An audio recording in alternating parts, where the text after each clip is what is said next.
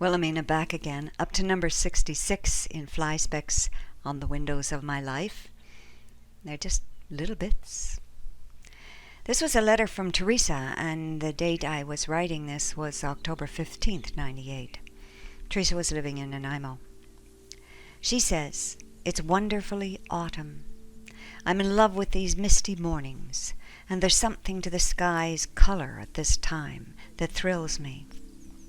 I detect thought connections with King Arthur, the Hobbit, and the like. I have been staying with Jürgen since returning from Germany, with plans to move back to my house in town in December. That's where I'm living now. Today, being Saturday and raining, I will insulate his interior bathroom wall as partial rent payment. During the week, I can catch the free school ferry to town, and I've been working 2 hours every morning before class, helping a man about the yard, building walls and fences, chopping wood.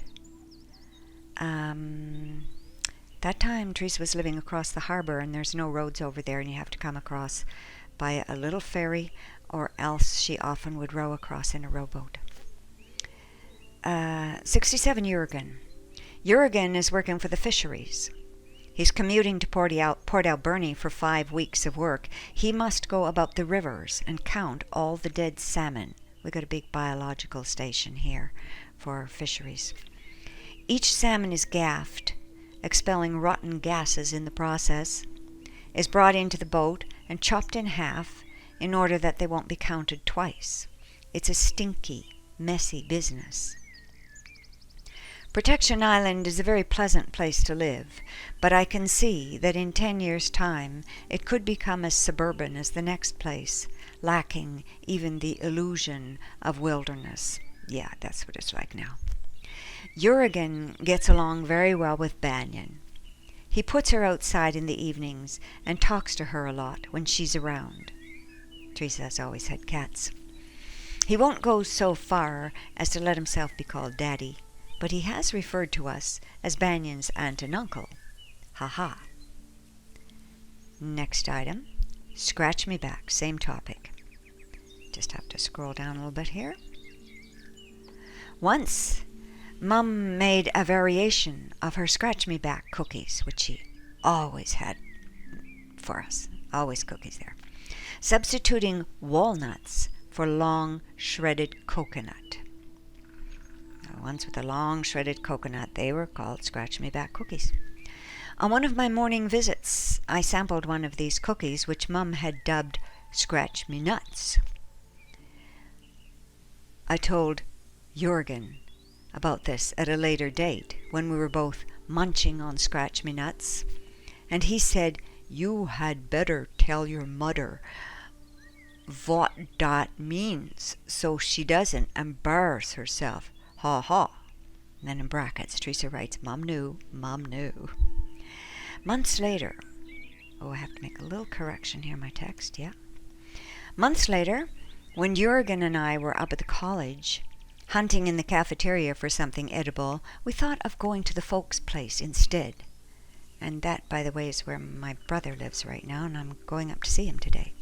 Watch television. Jürgen says, in all innocence, "Yeah, let's go and have a couple of your mother's scratch me balls." So this has been a little family joke for a while. So, next item, number 69, High Desert, and I have no date on it, and I say, where was I writing this? Not in North Carolina. It sounds like Wairika, California.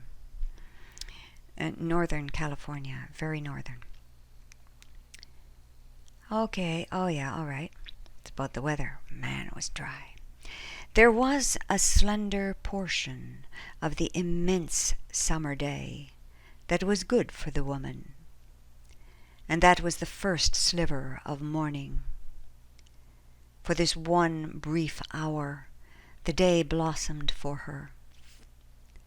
But by noon, the red-hot air was consuming her skin, was baking into stone the dirt in her meager garden beds, was drying to parchment the leaves of any squash plant she had neglected to water.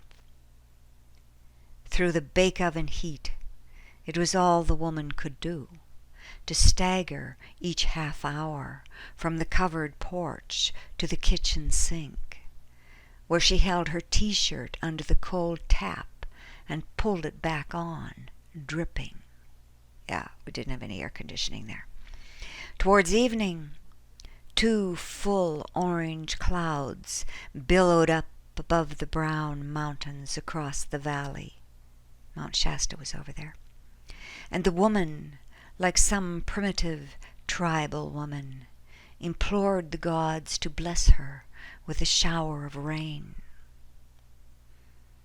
But the woman was too great a sinner to be blessed, or else her gods were merciless, or else there were no gods to listen to her, for no rain fell, not on that day, nor on the next, nor on the next.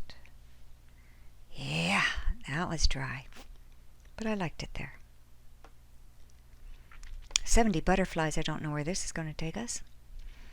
08/16/98. That's August. Last evening, at the turn of the dirt road by Frank Killian's swamp, we saw 10 huge butterflies on a cluster of Joe Pyeweed. Joe Pyeweed grows on a single stem and is now taller than we are, and has loose pink flowers the size of basketballs, dusty pink. The butterflies were mostly yellow tiger swallowtails, 4 inches and 5 inches across, yellow wings with black tiger stripes. A few butterflies were spicebush swallowtails, the same size, but dusty black, with a large iridescent area in the center of the rear wings, blue, and with white dots around the outside edges of the rear wings. This one is dated the 8th month, whatever that is. Oh yeah, that's July. The apples are falling from the tree beyond our porch. They're misshapen little things, green and wormy. We throw them into the hen yard, where our 21 buff Orpingtons, solid yellow birds, are 2 weeks away from being freezer meat. This afternoon at 5, a deer came looking for the apples. "Hi-ya!" I shouted as I burst through the front door. Deer are nothing but trouble to a gardener. The deer darted away, but not far, then stopped in the grassy driveway and turned and stared at me. As soon as I went in, the deer came back. Second time, same thing. The third time I opened the door slowly, and the deer trotted all the way down the driveway between the 2 rows of rounded boxwood shrubs. Too bad I had the BB gun with me, loaded and pumped up. Pears are falling too, from the spindly tree that's growing up into the branches of the big southern magnolia. The fallen pears are green and hard, and they have gray blotches on the skin and fresh white chew marks from the deer. 9 minutes, what the heck, I'll do another one. I don't know how far this goes. Next one's called Sensual Heat. Must be still July. August, 08/18.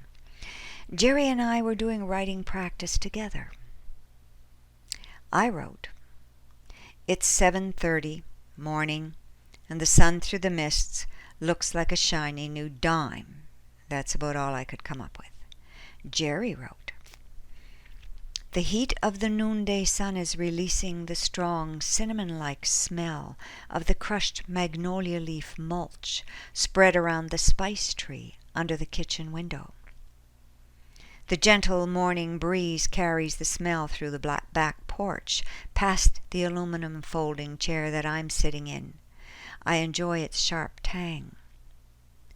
The sourwood trees are getting to the end of their blossoming time, and I miss the sweet, light, fruity fragrance of the white, bell-shaped flowers.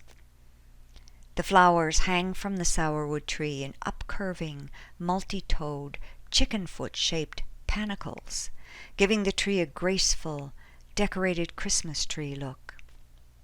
The breeze cools my skin as it sweeps the air up the side of our hill. The tiny hairs on my arms appreciate this rare, delicate stimulation, and they reward my nervous system with a feeling of relaxed comfort. Too bad he didn't write as many journals as I did. He's a darn good writer. But he didn't write. Okay, 11 minutes, time to quit. Yellow button, let's do it.